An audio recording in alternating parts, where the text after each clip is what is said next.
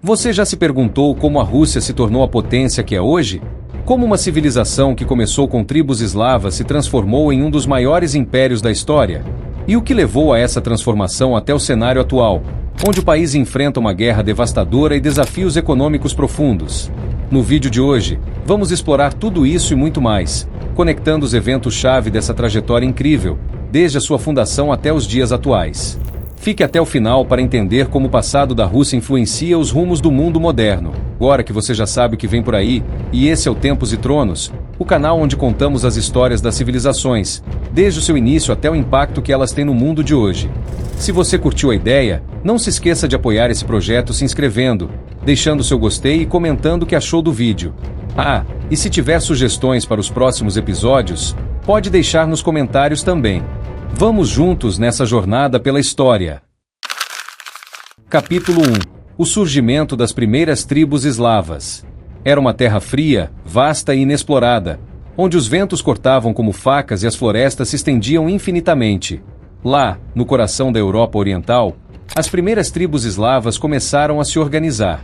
Não havia castelos grandiosos, nem cidades imponentes, apenas pequenos grupos, vivendo de maneira simples, mas estratégica.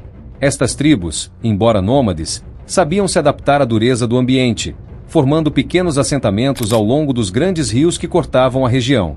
O que poucos sabem é que, por volta do século VI, essas tribos começaram a se conectar. Elas não eram uma unidade ainda, mas a terra que hoje chamamos de Rússia começou a receber os primeiros sinais de algo maior. Eram os eslavos, povo que se espalhou por vastas regiões de uma maneira quase imperceptível, mas ao mesmo tempo poderosa, como uma correnteza de um rio que, ao se espalhar, vai moldando o próprio curso do território. Imagine o cenário. Enquanto o Império Bizantino florescia ao sul e os vikings faziam suas incursões no norte, falando nos vikings, já tem vídeo aqui no canal detalhando e mostrando a história deles, desde o início, crescimento, auge e declínio. O link para esse vídeo vai estar nos comentários ou descrição. Te vejo lá também. As tribos eslavas começavam a se organizar de maneira mais complexa. Não eram impérios, mas algo em potencial, como sementes plantadas na terra fértil, aguardando o momento certo para brotar.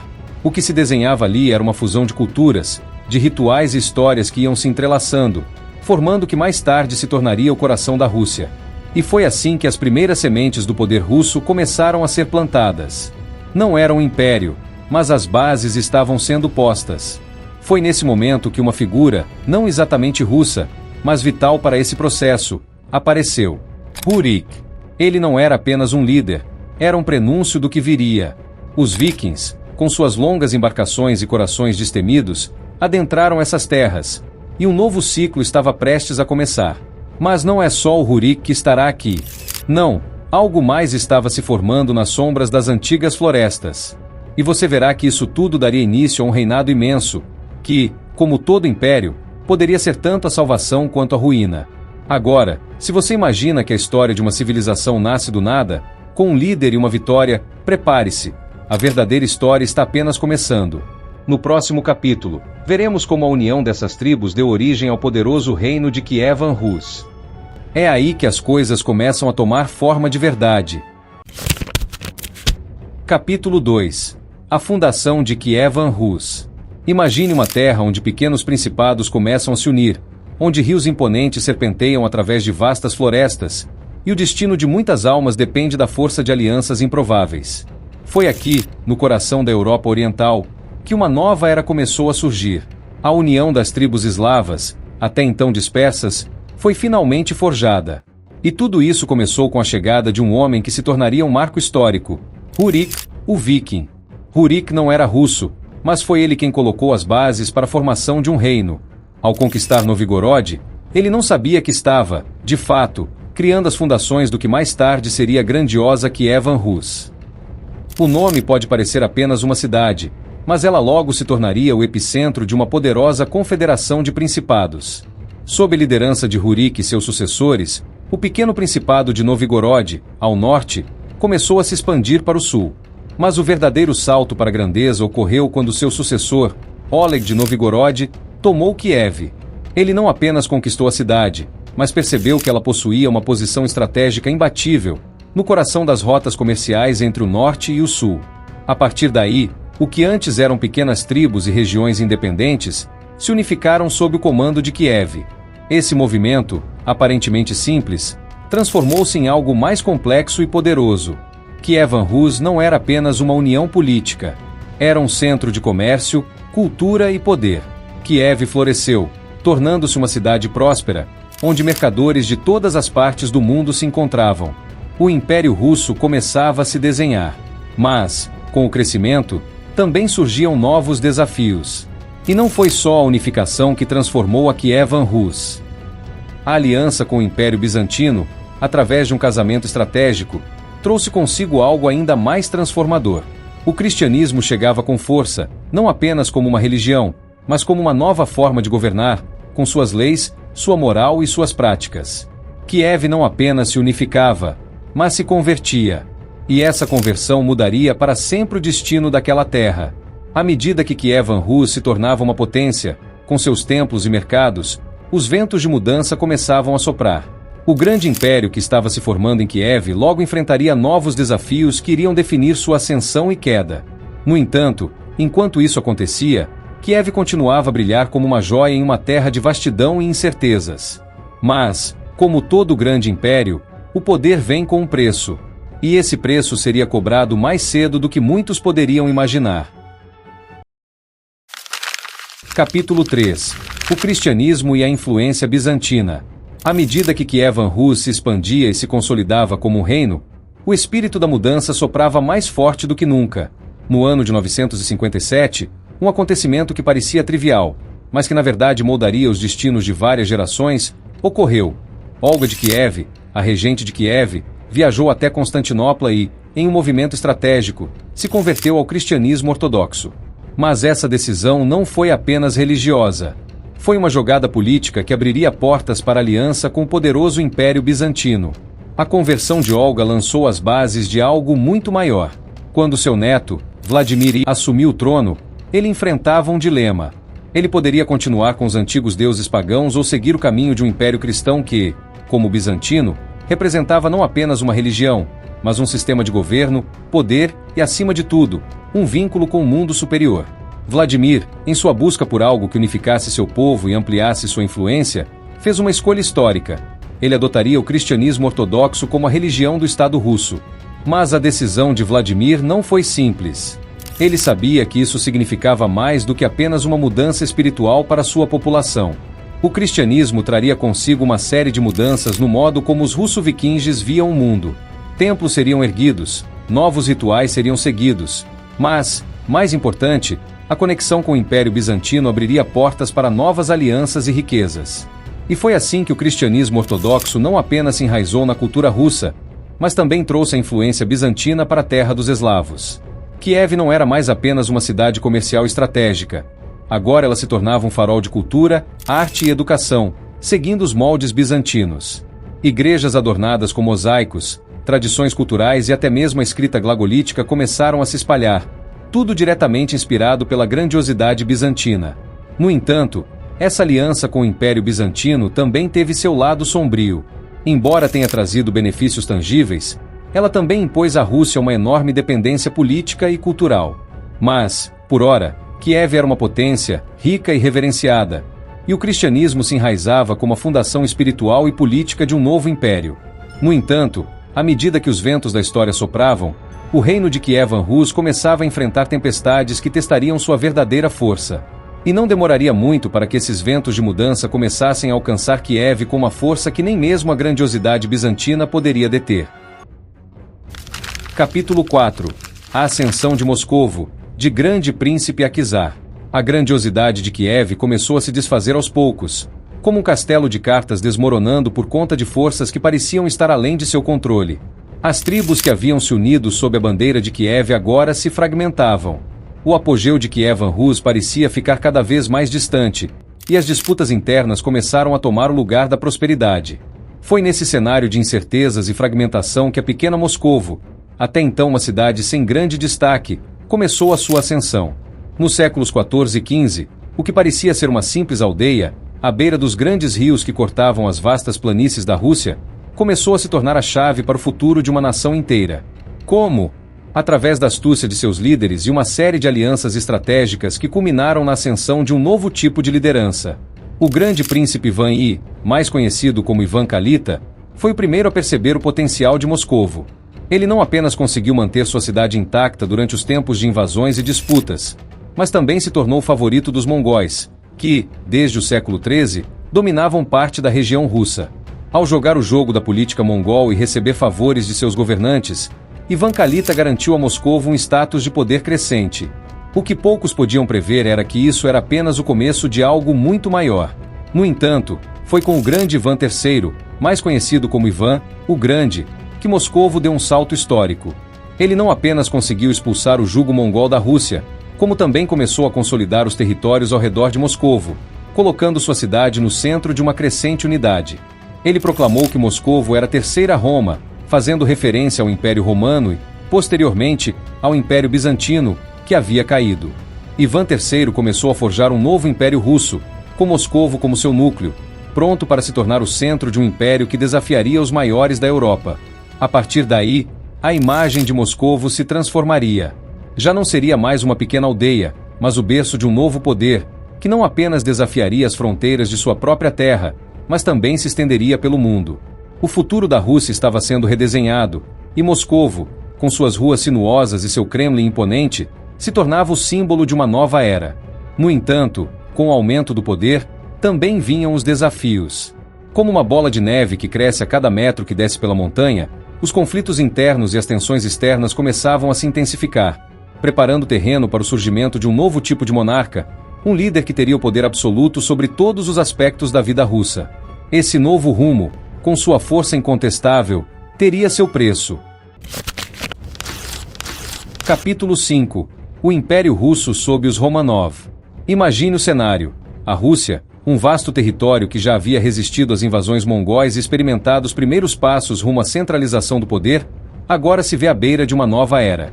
O século XVII trouxe consigo turbulências e crises, mas também uma oportunidade única para um novo império nascer. E é nesse momento que surge a dinastia Romanov, com a ascensão de Mikhail Romanov, o primeiro czar dessa linha, após um período de instabilidade política. Em 1613, Mikhail Romanov, com apenas 16 anos, assumiu o trono de um império assolado por guerra civil e ameaças externas. Sua ascensão não foi simples, mas sua habilidade política e a força da família Romanov garantiram a unidade do império, que havia sido desestabilizado pela chamada Era dos Tumultos.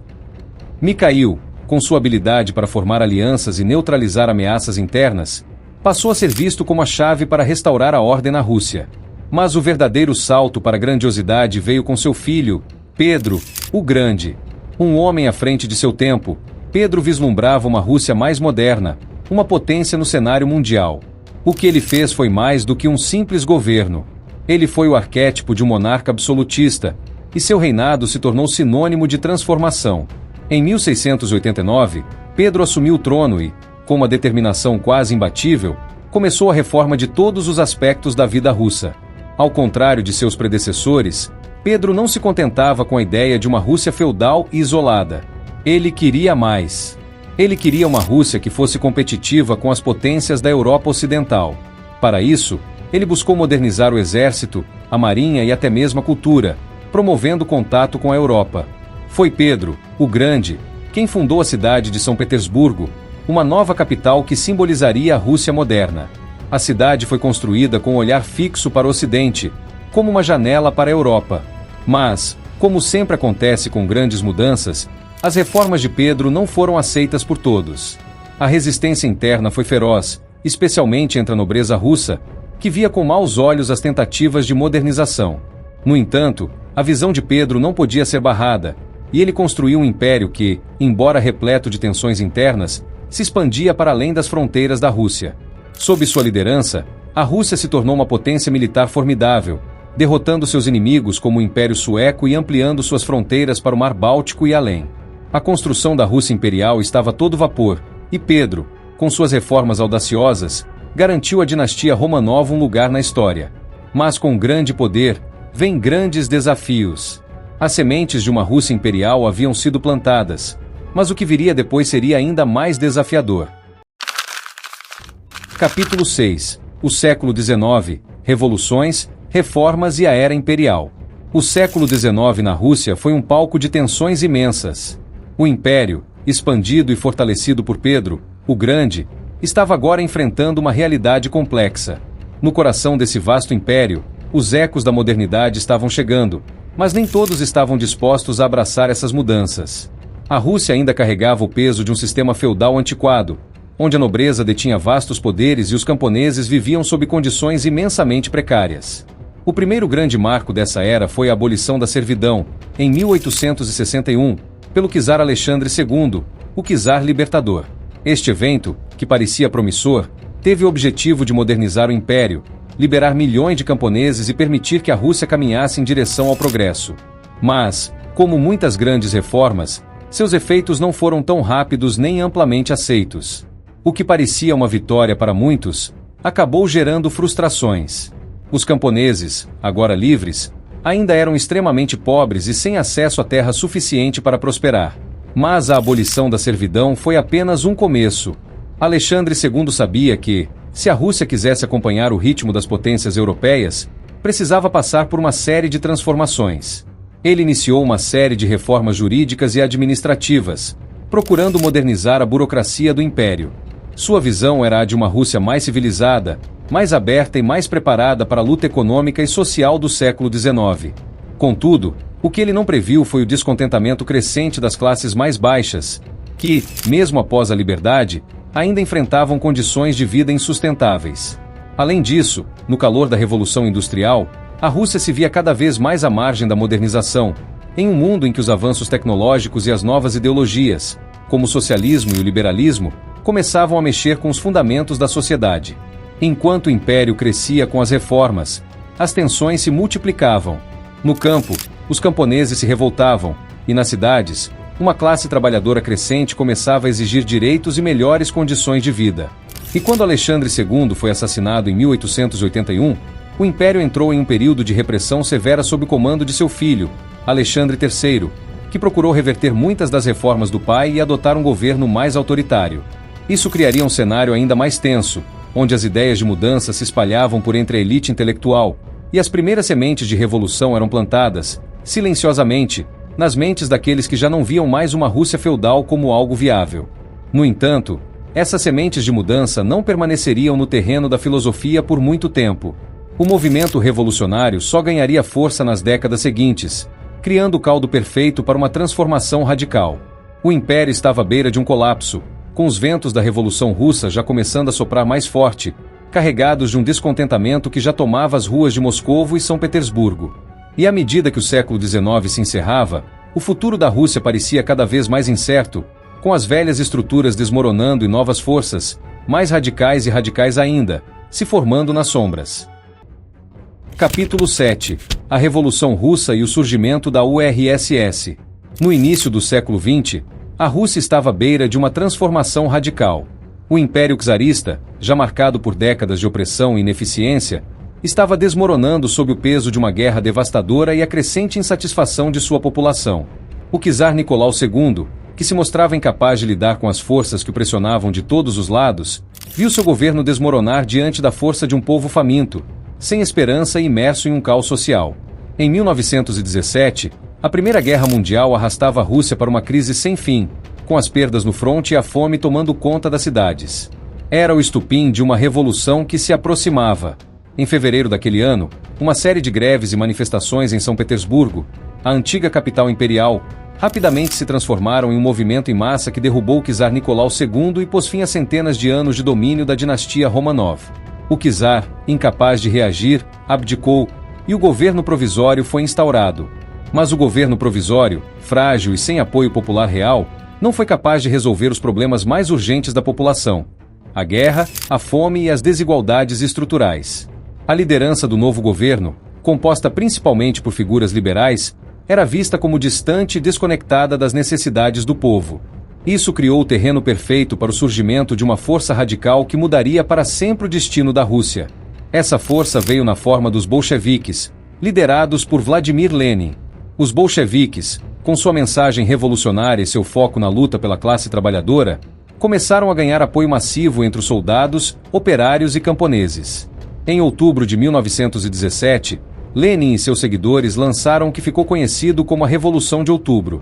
Em uma ação rápida e decisiva, os bolcheviques tomaram o poder em São Petersburgo, derrubando o governo provisório e estabelecendo um regime comunista que, sob a liderança de Lenin, prometia transformar a Rússia para sempre. Mas a revolução não foi simples.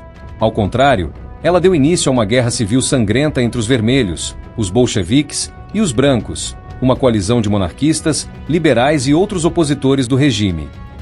Durante os anos seguintes, o país mergulhou em um período de caos, com milhões de mortos e uma sociedade em total colapso. No entanto, os bolcheviques conseguiram prevalecer, e em 1922, a União das Repúblicas Socialistas Soviéticas, URSS, foi oficialmente criada, com Lenin como seu líder supremo. A revolução e a formação da URSS representaram uma ruptura total com o passado czarista e imperial da Rússia. A terra agora estava nas mãos do povo, ou ao menos era isso que a propaganda oficial afirmava. O poder estava concentrado nas mãos do Partido Comunista, e a ideologia marxista-leninista passou a guiar todas as ações do novo Estado.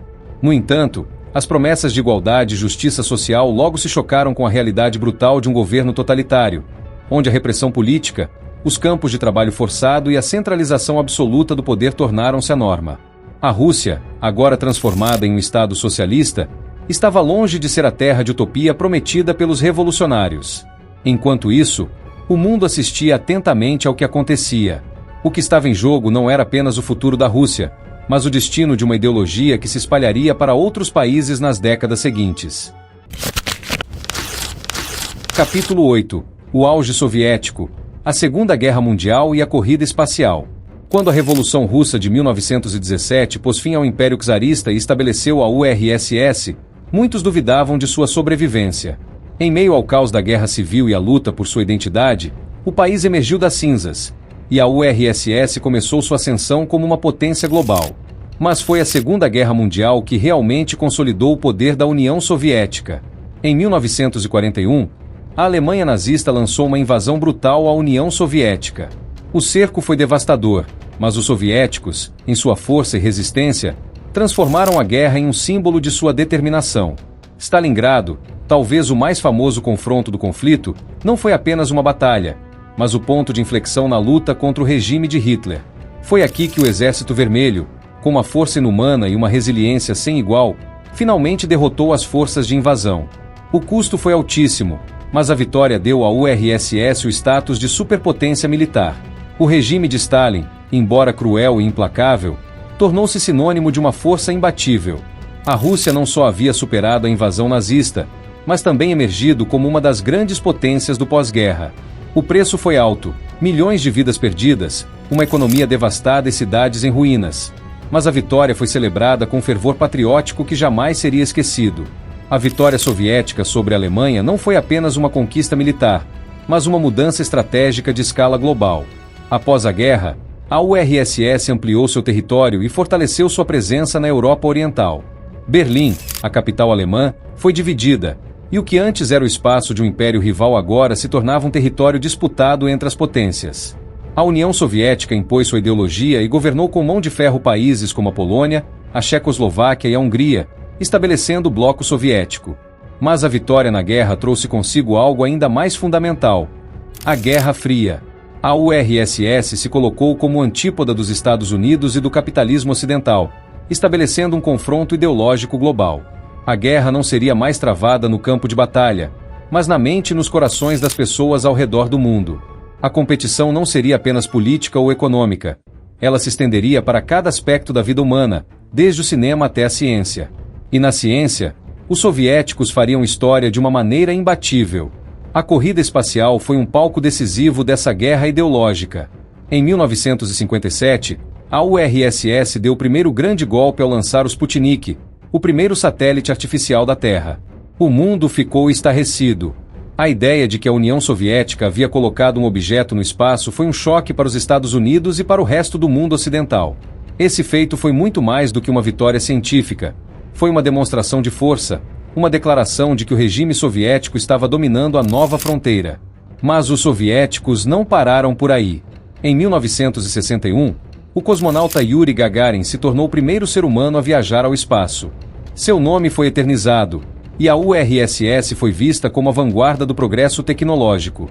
A corrida espacial não era apenas uma competição científica, era uma batalha pelo futuro, e os soviéticos estavam ganhando terreno. Os Estados Unidos estavam forçados a se atualizar e reagir. O impacto global foi imenso, e a URSS se colocou como líder não apenas na Terra, mas no espaço. Durante a Guerra Fria, o programa espacial soviético continuou a expandir-se, com feitos como a primeira mulher no espaço, Valentina Tereshkova, e a realização de missões espaciais ambiciosas.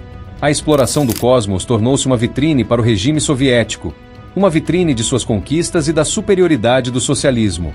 A URSS, com sua ciência e tecnologia, parecia estar à frente, em um cenário global onde a corrida espacial simbolizava a luta pelo domínio ideológico. No entanto, como todo auge, o poder soviético não era imune aos seus próprios desafios.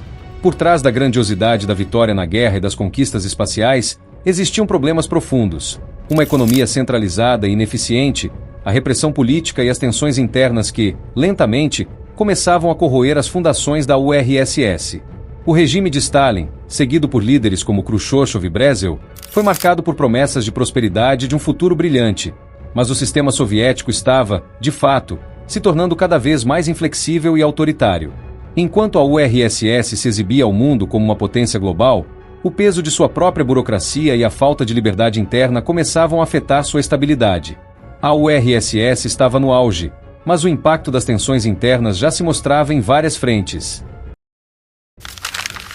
Capítulo 9. O declínio da URSS e a queda do Muro de Berlim. Nos anos 1980, o Império Soviético já dava sinais claros de que algo estava profundamente errado. As bases da URSS, que haviam sido construídas com tanta força e poder no início do século XX, estavam agora desmoronando. A economia soviética, que antes parecia um modelo sólido e infalível, estava à beira do colapso. A centralização excessiva, a falta de inovações tecnológicas e o controle rígido da economia pelo Estado fizeram com que a URSS ficasse para trás na corrida global. Além disso, o esgotamento dos recursos e a dependência do petróleo não foram suficientes para sustentar o crescimento de um sistema que se mostrava cada vez mais ineficaz. Foi nesse cenário que, em 1985, Mikhail Gorbachev assumiu a liderança da URSS. Gorbachev, um homem mais jovem e dinâmico em comparação com seus predecessores, percebeu que a única forma de salvar a União Soviética era mudar radicalmente seu curso. Ele introduziu as reformas da perestroika, reestruturação, e da glasnost, abertura, tentando modernizar a economia e permitir maior liberdade de expressão. A perestroika era uma tentativa de reestruturar o sistema soviético, descentralizando a economia e introduzindo uma economia mista, onde elementos do mercado seriam incorporados ao modelo socialista. Mas a implementação dessas reformas foi desastrosa. Ao invés de revitalizar a economia, a perestroika apenas expôs as falhas do sistema, criando mais ineficiências. As fábricas estavam obsoletas, o sistema de produção estava falido e os recursos estavam sendo mal distribuídos. A escassez de bens de consumo se tornou ainda mais evidente, e o país parecia estar afundando cada vez mais. A glasnost, por sua vez, abriu as portas para uma nova onda de discussões políticas e culturais, algo inimaginável até então. Pela primeira vez, a mídia soviética foi autorizada a discutir abertamente problemas do governo, o que expôs a corrupção e os erros do regime. Livros e filmes antes proibidos começaram a ser publicados e exibidos, e as críticas ao governo se espalhavam. Embora Gorbachev tenha acreditado que essas reformas fortalecessem o regime, elas, na verdade, fizeram com que o sistema soviético perdesse o controle. Mas o maior impacto de Gorbachev foi na política externa. Ele fez concessões significativas no cenário global. O Tratado INF, que eliminava os mísseis de médio alcance, foi uma das suas primeiras vitórias diplomáticas. A URSS também se retirou do Afeganistão, após uma década de guerra sangrenta, que havia se mostrado um desastre para os soviéticos. Mas suas tentativas de aliviar as tensões com o Ocidente acabaram também enfraquecendo o poder da URSS sobre os países da Europa Oriental. E foi nesse cenário de crise interna e externa que o Muro de Berlim caiu em 1989. A queda do Muro de Berlim não foi apenas um evento simbólico. Ela marcou o fim de uma divisão que perdurava por quase meio século. Durante a Guerra Fria, o Muro de Berlim representava não só a separação entre o bloco soviético e o Ocidente, mas também o colapso das ideologias de comunismo e capitalismo. Quando o muro caiu, a Europa começou a se unir novamente, e os regimes socialistas da Europa Oriental, antes apoiados pela URSS, começaram a desmoronar. A queda do Muro de Berlim teve um impacto direto sobre as repúblicas soviéticas. O Bloco de Leste já não estava mais sob o controle soviético. Os países do leste europeu, como a Polônia, a Hungria, a Tchecoslováquia e a Romênia, começaram a se rebelar contra o domínio soviético e a buscar seus próprios caminhos para a democracia e o capitalismo. A pressão sobre Gorbachev aumentava a cada dia. Na União Soviética, as tensões estavam igualmente altas. As repúblicas bálticas, como Estônia, Letônia e Lituânia, começaram a exigir independência. O movimento nacionalista se espalhou, especialmente nas repúblicas do Cáucaso e da Ásia Central. Mas o governo soviético, ainda liderado por Gorbachev, não teve força suficiente para deter esses movimentos. Cada república queria mais autonomia, e o controle de Moscovo estava se tornando cada vez mais frágil. O estupim aconteceu em 1991. Um golpe de Estado fracassado, liderado por figuras conservadoras do Partido Comunista, tentou destituir Gorbachev e restaurar o controle absoluto de Moscovo. Embora o golpe tenha falhado, ele expôs a fragilidade do regime. O presidente da Rússia, Boris Yeltsin, aproveitou a oportunidade para se colocar como líder da resistência contra o golpe e ganharia enorme popularidade, iniciando o processo de dissolução da União Soviética. Em 1991, o Soviete Supremo da URSS foi forçado a reconhecer que a União já não era mais viável. A União Soviética desmoronou, e o que restou foi uma Rússia independente, que agora se preparava para uma nova era, uma era que não mais seria comunista, mas que levaria consigo os legados e as cicatrizes do Império Soviético. Capítulo 10. A Rússia pós-soviética, da transformação ao poder moderno. Em 1991, o mundo assistiu a um evento histórico que mudou para sempre o curso da história da Rússia e do mundo: a dissolução da União Soviética.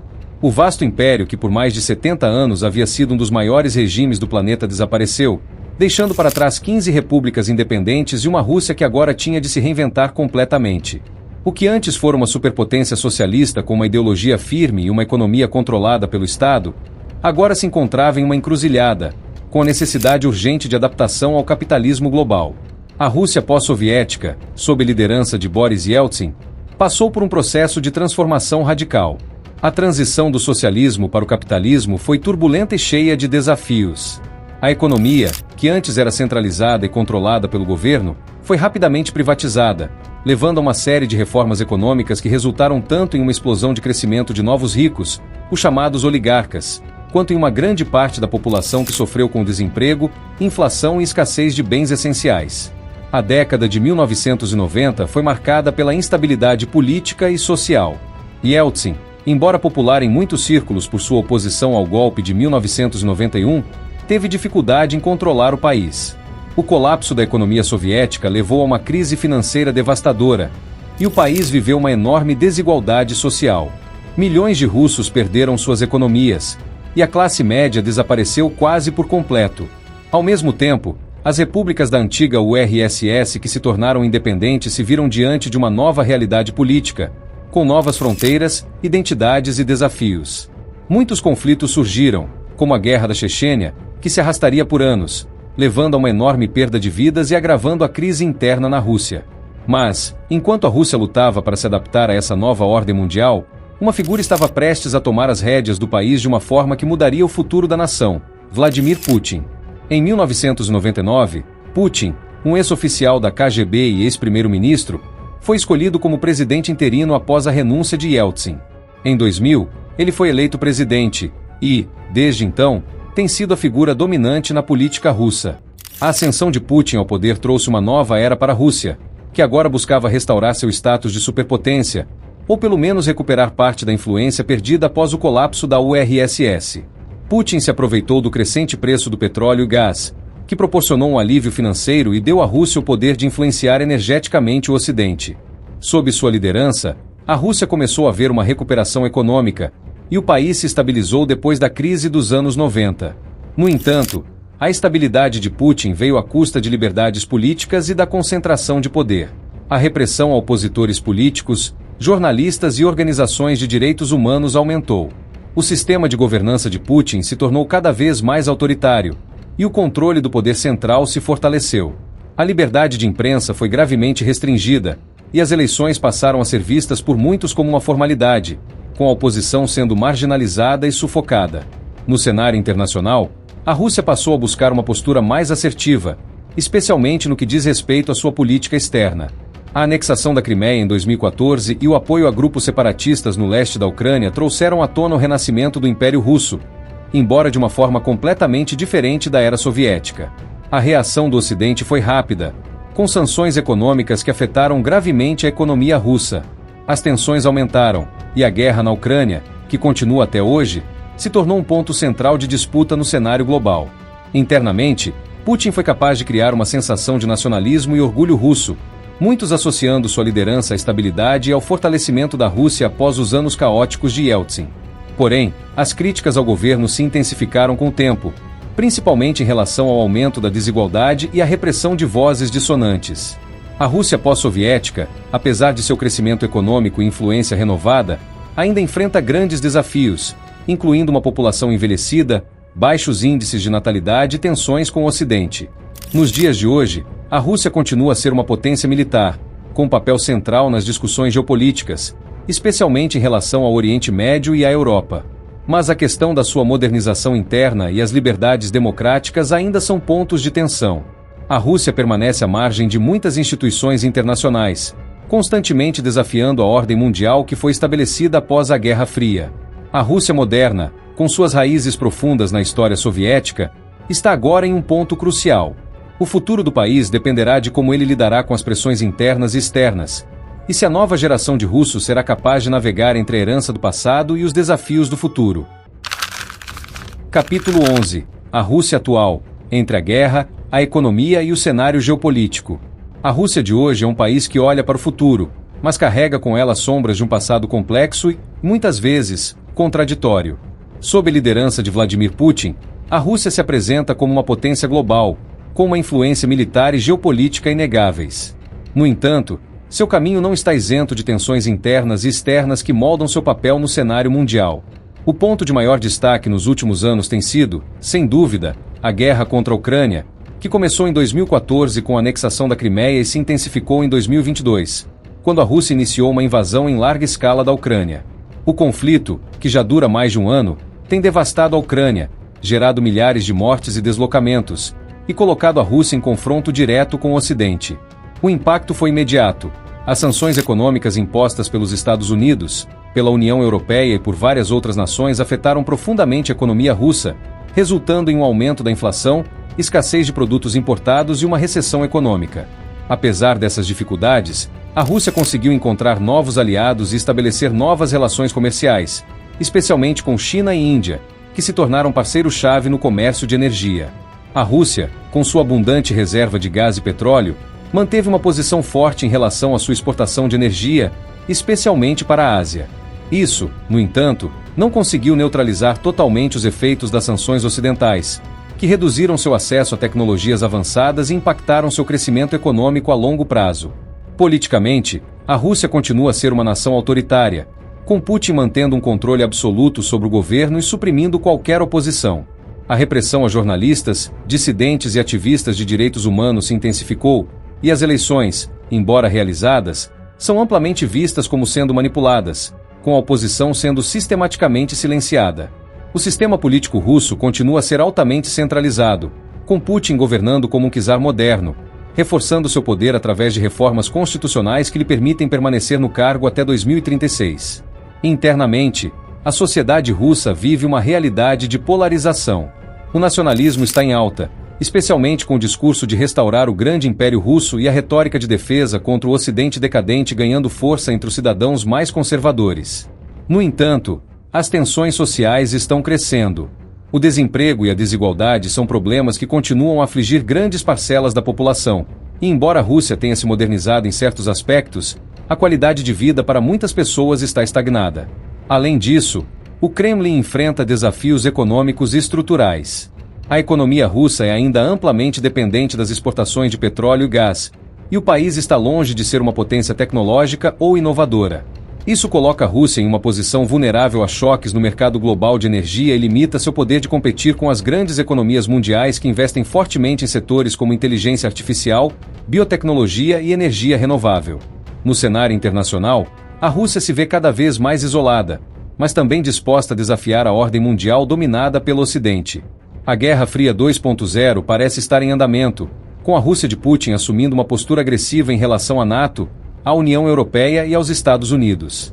Ao mesmo tempo, ela procura alianças com outras potências não ocidentais, como a China, com quem mantém relações estreitas tanto no comércio quanto em termos militares. Mas, apesar da postura de força no palco global, o futuro da Rússia não é garantido. As crescentes tensões internas, as sanções internacionais e os desafios econômicos exigem uma reflexão profunda sobre o futuro do país. O regime de Putin tem sido eficaz em concentrar poder, mas à medida que o tempo passa, a pressão interna cresce. A Rússia enfrenta questões demográficas, como a população em declínio e uma classe média pequena, além dos desafios impostos pela crescente desigualdade e pela falta de liberdade política. Nos próximos anos, a Rússia continuará a ser uma potência relevante, mas como ela lidará com suas contradições internas e com a resistência internacional será um dos maiores enigmas. O país está em um ponto de inflexão, entre o desejo de restaurar sua grandeza histórica e a necessidade urgente de se modernizar e se integrar mais plenamente com a economia global.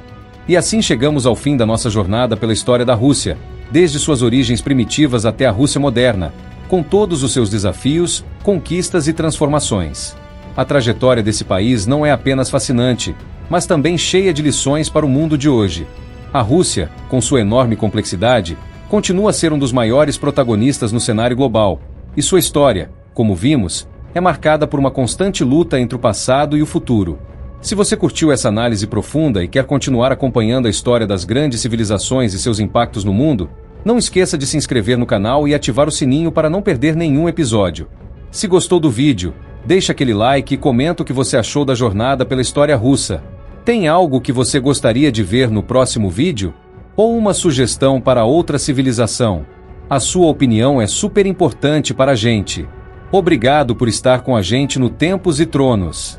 Até a próxima, onde vamos explorar novas histórias, novos impérios e novos desafios. Fique ligado, porque a história nunca para de nos surpreender.